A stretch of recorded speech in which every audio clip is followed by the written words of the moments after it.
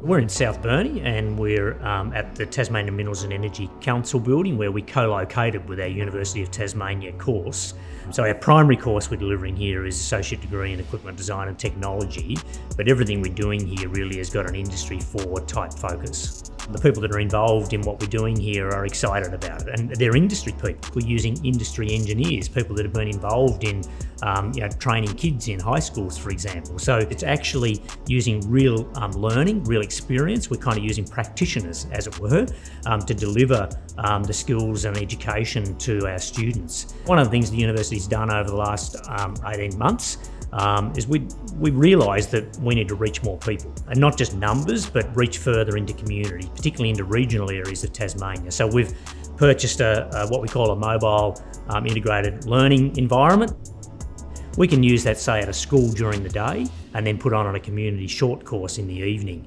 So we can go into Circular Head, we might go down the Huon or to the east coast or the southeast of the state and be able to take the university to the people. Some of the outcomes we're hoping to achieve here are outcomes that industry have told us they need.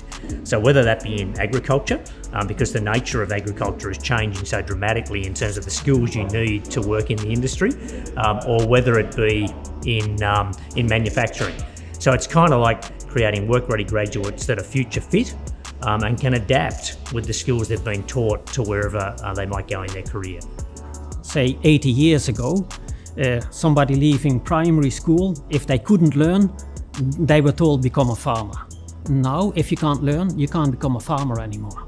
That has completely flipped. In the past, it was about that physical labor and just doing something. Now you actually have to manage and be smart to be able to deal with all that type of data and everything that is happening.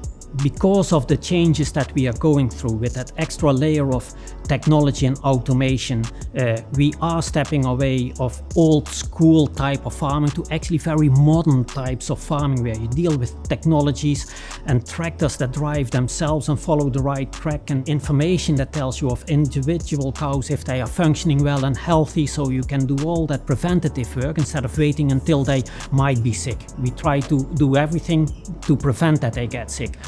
What we are trying to do here in Tasmania is doing research relevant for the industry. We do have some occasional dry summers here, so irrigation is actually an excellent tool to keep grass growing, and we have done a fair bit of research in that regard.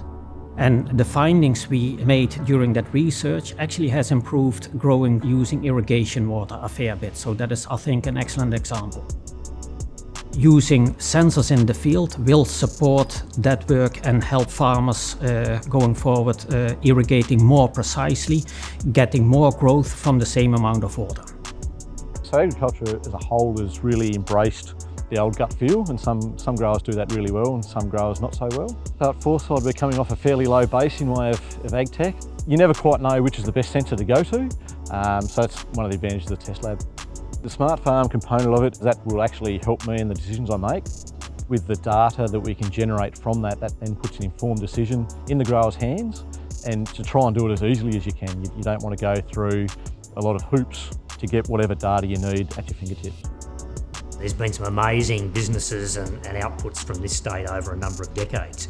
But everything's changing around us, the world's changing, so we need to address some efficiency and productivity issues if we're going to be competitive in a global sense. So helping those great people with a great skill set to upskill, to understand where things are going and to give them the skills around programming and 3D design and design thinking and new innovation, and how do maybe we create new products and new businesses. That's part of our mission, is to help industry step up, not to be telling industry what they need to do. They know what they need to do, they're well versed, but getting alongside them and helping them on that journey.